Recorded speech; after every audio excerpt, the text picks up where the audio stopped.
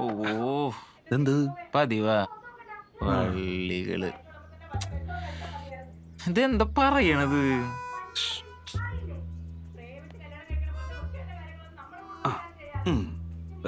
ഇതൊന്നും മൈൻഡ് ചെയ്യേണ്ടതായോ? വാ,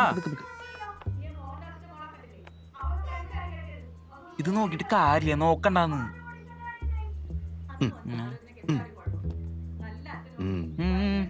വട്ട എനിക്കില്ല, അവർക്ക്.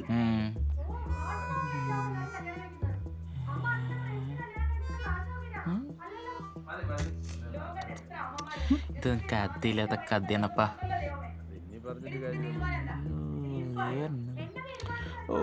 പിള്ളേര് കേട്ടോണ്ടിരിക്കുക.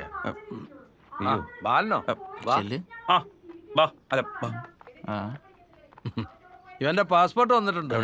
ദുബായിൽ ഒരു ജോലി ശരിയാവുന്നുണ്ട്. നിനക്ക് നോക്കണോ? നമ്മുടെ രാജേഷ് ഇപ്പൊ അവിടെ ആണല്ലോ. അവിടെ പോയി കുറച്ചാൾ ജോലി എടുത്താൽ ലൈഫ് സെറ്റിൽ ആവുന്നേ. ഇവന്റെ കൂടെ പഠിച്ച ഒരുത്തല്ലേ, സ്കൂളിൽ വെച്ച ഒരു അക്ഷരം പഠിക്കാത്ത കൃഷ്ണൻ. അവനിപ്പോ എത്ര ശമ്പളം എന്നറിയോ? 72,000 ഫ്ലാറ്റും. അതൊക്കെ നിനിപ്പ പറയണേ. ഇപ്പൊ പറഞ്ഞാലെന്താ? നിനക്ക് കേട്ടൂടെ? രാവിലെ അവന് തണ്ടാൻ ഇറങ്ങിക്കുള്ളൂ. ബാക്കിയുള്ള കണ്ടോ ഇവളുടെ തോന്നിയാസം? പ്രേമാണത്രേ, അത് ഏതോ ജാതി. എന്താ ചെയ്യാ? നമ്മുടെ ജാതി എന്താ, അവന്റെ ജാതി എന്താ? നമ്മുടെ സ്റ്റാറ്റസ് എന്താ, അവന്റെ സ്റ്റാറ്റസ് എന്താ? എനിക്ക് ആലോചിക്കാൻ തന്നെ വയ്യ. ഈശ്വരാ, ഇവക്ക് നല്ല ബുദ്ധി കൊടുക്കണേ. എന്തെങ്കിലും ചോദിച്ചാൽ തർക്കുത്തരമാണ് പറയണത്. ബാല, നീ തന്നെ ഒന്ന് ആലോചിച്ച് നോക്ക്. അവക്ക് നല്ലത് വരാനല്ലേ നമ്മൾ ഈ ചെയ്യുന്നതൊക്കെ. അതെന്താ അവക്ക് മനസ്സിലാവാത്തത്? അവക്ക് വലിയ വലിയ കുടുംബത്തിൽ നിന്ന് നല്ല ആലോചനകൾ വരുമ്പോഴൊക്കെയാണ് അവൾ ഇങ്ങനെയൊക്കെ ഓരോന്ന് കാണിക്കുന്നത്. അവന് നല്ല സ്വഭാവമാണ്. അടിച്ചിന്റെ മോന്റെ കല്യാണം പൊളിക്കും. കണ്ടോ, ഈ സ്വഭാവം അവനില്ല. ഇവളെ ഞാൻ എങ്ങനെ വളർത്തി വലുതാക്കിയെന്ന് അറിയാമോ? കൂട്ടിയിട്ടാ വളർത്തിയത്. പട്ടികളെ പോലും ഇപ്പൊ കൂട്ടിയിടാറില്ല. പറയുന്ന നോക്ക്. ഞാൻ ആരുടെ കൂടെ ജീവിക്കണേ തീരുമാനിക്കാനുള്ള അവകാശം പോലും ഇല്ല. എന്നിട്ട് അവിടെ ജാതിയും ജാതകവും ഒക്കെ നോക്കിയിട്ടുള്ള അവകാശങ്ങളൊക്കെ മതി. ജാതകം നോക്കിയപ്പോ വലിയ കുഴപ്പങ്ങളാണ് കാണുന്നത്. ഒരിക്കലും ചേരാൻ പാടില്ല എന്നാ പറയുന്നേ. പാണ്ടിലോറ് കയറി ചാവാനുള്ള യോഗം ഉണ്ടെന്നാ പറയുന്നേ. 4 വർഷം മുമ്പേ ഏട്ടൻ ഗൾഫിൽ പോന്ന് പറഞ്ഞ് ജോത്സനാ. എന്നിട്ട് പ്രധാനമന്ത്രിക്ക് പോലും പുറത്താൻ പറ്റിയിട്ടില്ല. ദൈവം എന്തിനാണ് ഈ ജാതി മതമൊക്കെ ഉണ്ടാക്കിയത്? എല്ലാത്തിനും അതിന്റെ ഒരു ഇതില്ലേ ബാല? ദൈവം ഉണ്ടാക്കിയതാണത്രേ. ദൈവം എന്താ സൈക്കോ ആണ് അതൊക്കെ ഉണ്ടാക്കാൻ? അസത്തെ, ഇനി ദൈവദോഷം വരുത്തി വെച്ചോ.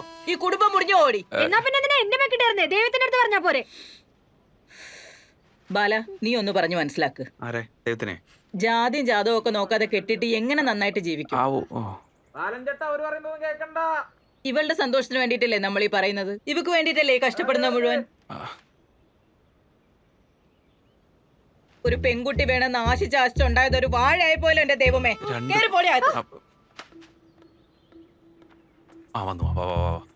അപ്പൊ നാടകം കഴിഞ്ഞിരിക്കുന്നു, കണ്ടില്ലേ? ഇങ്ങോട്ട് വന്ന്, ഇങ്ങോട്ട് പോട്ടേമേ, ഒന്ന് കേറി പോമേ. സാറേ കിട്ടി. കിട്ടിയോ? അവിടെ എങ്ങനെയുണ്ട്? ജയപ്രകാശിന്റെ വീട്ടിൽ എല്ലാരും ഹാപ്പിയാണെന്ന്. അവൻ ഹാപ്പിയാണെങ്കിൽ സംഗതി ലീക്കായി കാണും. ജയപ്രകാശ് ഹാപ്പി ആണെങ്കിൽ സാറും ഹാപ്പിയാണ്. അത് മതി എനിക്ക്. ഒന്നിറങ്ങിപ്പോടോ. ആരാണത്? എന്നെ ഇടാന്നോ? എടാ പന്നി! എന്റെ 16. എന്താ ഇത്? അയ്യോ, അവള്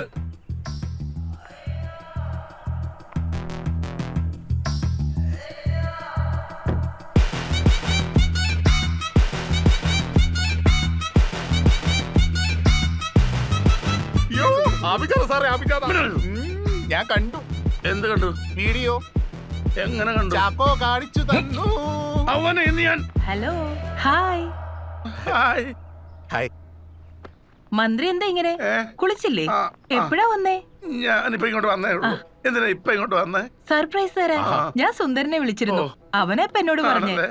അവനെ അല്ല, നന്നായി വന്നത്, നന്നായി എന്ന് പറയായിരുന്നു.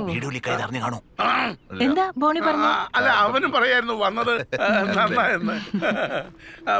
ഒരു ചായ എടുക്ക്.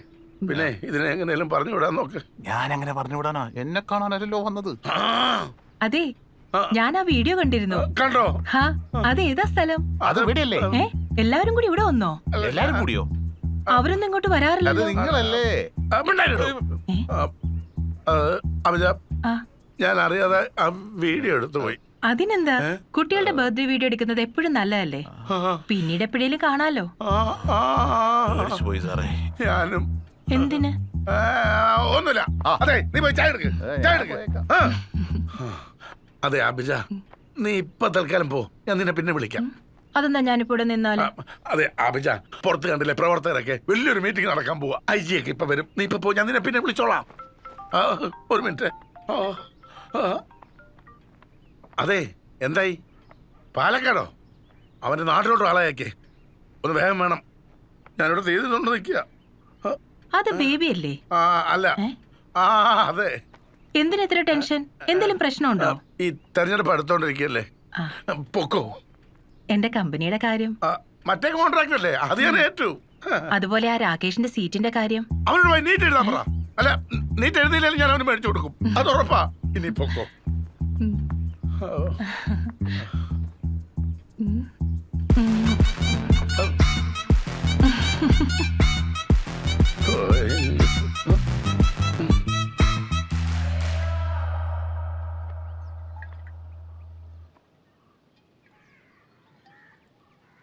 പോയിട്ട് കാണല്ലോ.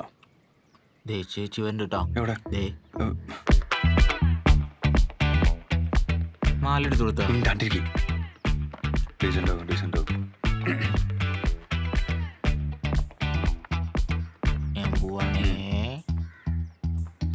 നീ എന്താ രാവിലെ തന്നെ? നീ എന്താ ഫോൺ എടുക്കാണ്ടിരുന്നേ? മെസ്സേജും ചെയ്തില്ല. എടി അത് നല്ല തിരക്കായിരുന്നു. അതെ, ഞാൻ പൊട്ടത്തിയൊന്നും അല്ല.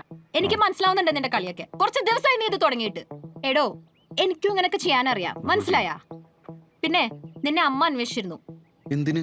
നീ ചെടിയോ മറ്റോ കൊടുക്കാന്ന് പറഞ്ഞായിരുന്നില്ലേ? അതൊന്ന് വെറുതെ നിന്നെ കാണാൻ വേണ്ടി പറഞ്ഞല്ലേ. അപ്പൊ എന്നെ കാണണ്ടേ? എടാ, താനെന്തിനാ എഴുതാപ്പുറം വായിക്കണത്? അല്ല, വെറുതെ പറയുന്ന സ്വഭാവം നിനക്കുണ്ടെന്ന് മനസ്സിലായി. വീട്ടിലെ സിറ്റുവേഷൻ വളരെ സീരിയസ് ആണ്. ഞാൻ എല്ലാം നിന്നോട് തുറന്നു പറഞ്ഞു. എന്നിട്ടുമാണ് നിന്റെ ഈ കളി.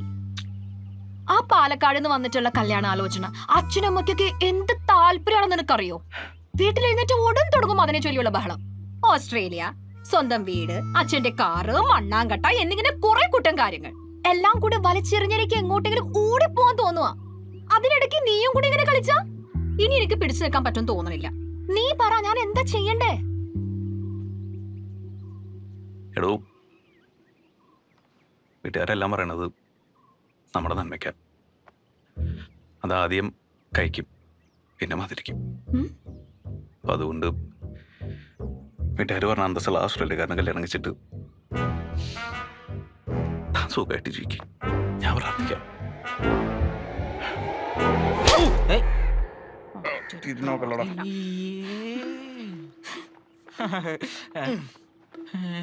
എന്താണ്? അമ്മൂന്റെ കാര്യം ഭയങ്കര കഷ്ടത്തിലാണ്. അതിലും കഷ്ടത്തിലാണ് എന്റെ കാര്യം. നിന്റെ കാര്യം അവിടെ വെക്കട്ടെ, ആദ്യമേ അവളുടെ കാര്യം. എടാ, ഈ നാട്ടിൽ കല്യാണത്തിന് പെണ്ണിന്റെ സന്തോഷത്തിനേക്കാളും പ്രാധാന്യം കൊടുക്കുന്നേ അവരുടെ അന്തസ്സിനാ. അത് നമ്മൾ സംബന്ധിച്ച് കൊടുക്കരുതടാ. അവൾക്ക് ഒരാൾ ഇഷ്ടമാണ്, ഞാൻ കല്യാണം നടത്തി കൊടുക്കണമെന്നേ, അതല്ല വേണ്ടത്. എന്നാ ഞാൻ എന്റെ കാര്യം നിന്റെ കാര്യം വേണ്ടി പറയണ്ട. അടിയുടെ പെരുന്നാളായിരിക്കും. എനിക്ക് പേടിയാണ്. പക്ഷെ ഇതൊന്നും അന്തസ്സല്ല. അന്തസ്സുണി പൈസ ഉണ്ടാക്കണം. പൈസ വേണേൽ ബിസിനസ് ചെയ്യണം. നമുക്ക് അന്ന് ഉറക്ക 6 വർഷം ചെയ്തല്ലോ. എടാ, അതിന് പൈസ വേണ്ടേ?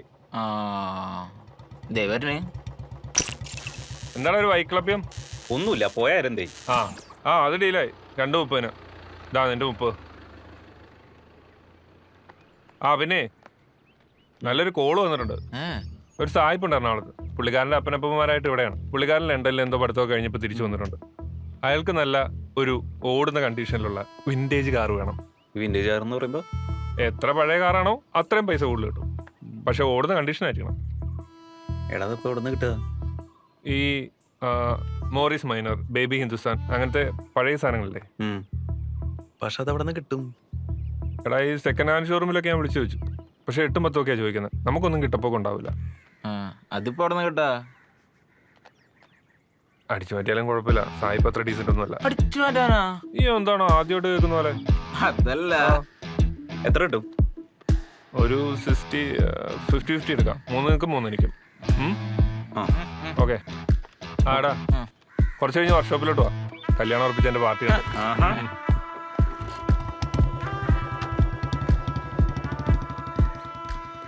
പൈസ കിട്ടിയില്ലേ? തരണില്ലേ? ഇല്ല. ഹൈ ചിരിക്കണ ഗാന്ധി.